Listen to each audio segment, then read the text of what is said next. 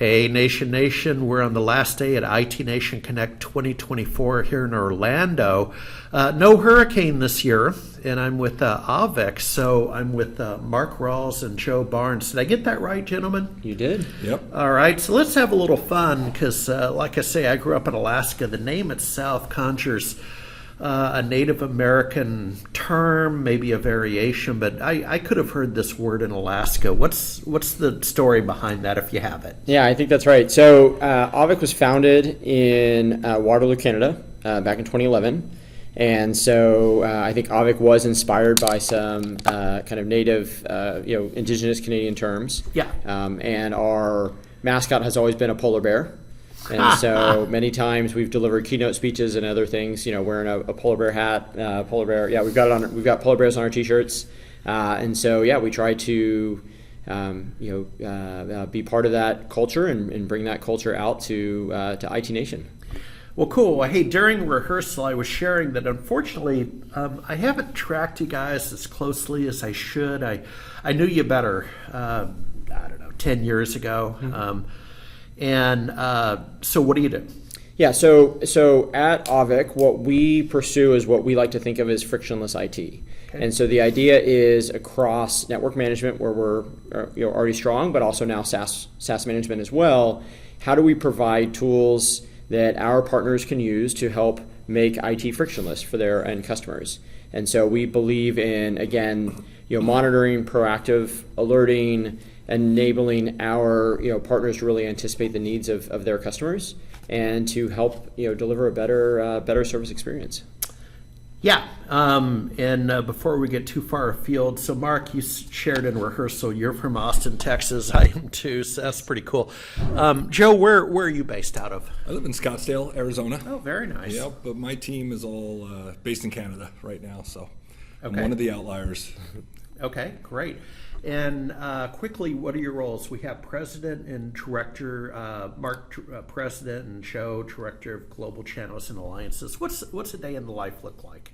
Yeah, so as President, all of our go-to-market functions roll up to me. So everything from customer acquisition within marketing to then working with those customers to help determine if Auvik's the best solution for them with our sales team. And then as we then onboard customers through onboarding and customer success, help make those customers successful with Auvik, hopefully expand their usage, renew them over time. And so really from start to finish with our customer experience and making customers successful, that's what my job is day to day. And in that, I'm very fortunate. I get to spend a lot of time talking with customers, understanding their needs and how we can meet them better.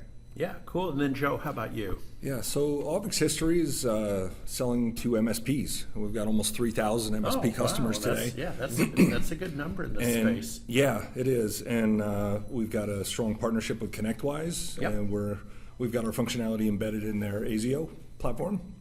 So, excuse me.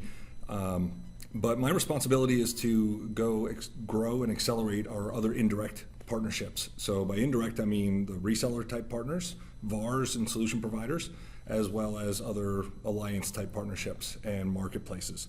So we just launched on the PAX 8 marketplace at the end of September. Yeah, good. So that's an exciting new development for us. We're open and exploring others as well. But I spend most of my days focused on developing our resale business. And I see good synergy with the MSP world because I think there's good opportunity for them to be opportunistic at times and resell Auvik to customers or resell some of our newer products like our SaaS management solution to customers. Sometimes it's easier to resell a newer product that they don't have the capabilities yet for to offer it as a managed service. But we're having some good fun and success growing that part of the market for us. Yeah. What's here we are essentially the end of the year as we know it, right? With the IT Nation, they're historically the last show. There's one AWS reInvent, but that's not really our crowd. Mm-hmm. Right? Okay. That's not an MSP show. Mm-hmm. So given that, what's the roadmap for 2025? And it can be any acquisitions, a new HQ. I mean, you name it. What's your roadmap? Yeah, so we've got some exciting things coming out in early 2025. So a couple things. One, again, we are fundamentally a network monitoring company, but we are extending that network monitoring not just to your switches and firewalls and so forth.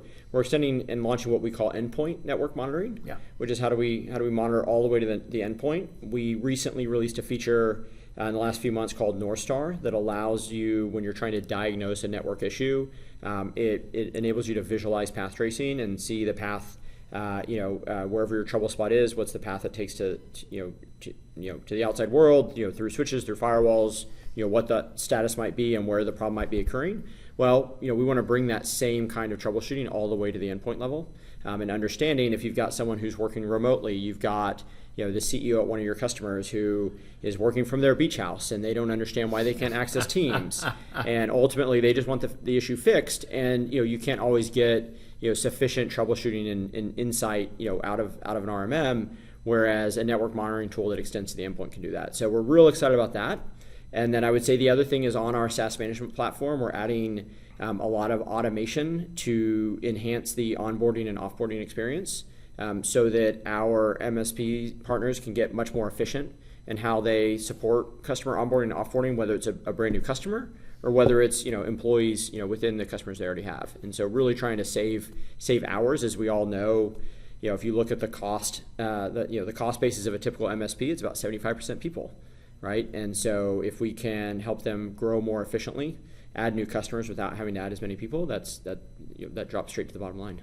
Yeah, no kidding. And then finally, before we started recording, I asked about, what are your feeling on events? First of all, you've just attended IT Nation, so let's start with that. Good show. You have a good time. Yeah, great show.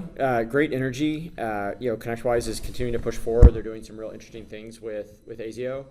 We're really excited about that. How they're building an RPA, AI, automation. We've been a long time ConnectWise partner and we are very, very tightly integrated to both automate and then also with ASIO itself. So we think they're leading the way in the industry in terms of how they innovate and deliver value, and we're excited to be part of that. And then MSPs as a whole, I think the last couple of years, coming off the kind of COVID highs when there was a lot of software to be sold and a lot of services to be delivered, the last couple of years have been a little bit harder.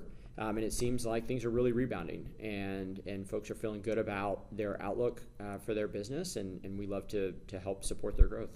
Yep. And then finally, and maybe that's still in planning, but will you be hosting any events, lunch and learns or happy hours or whatever? Is that a conversation you're having? You had an event in Santa Barbara years ago. Yes. Yeah, years ago, I would say what we have found to be most advantageous in terms of us being able to meet our community is to join events like IT Nation, right? Yeah, where I concur. Together. Events are a lot of work. Yeah, they are a lot of work. Yeah, but we are exploring doing additional lunch and learns. That's something that we're looking at, and then Joe is driving some great conversations out in the field with channel partners and through partners, getting customers together as well.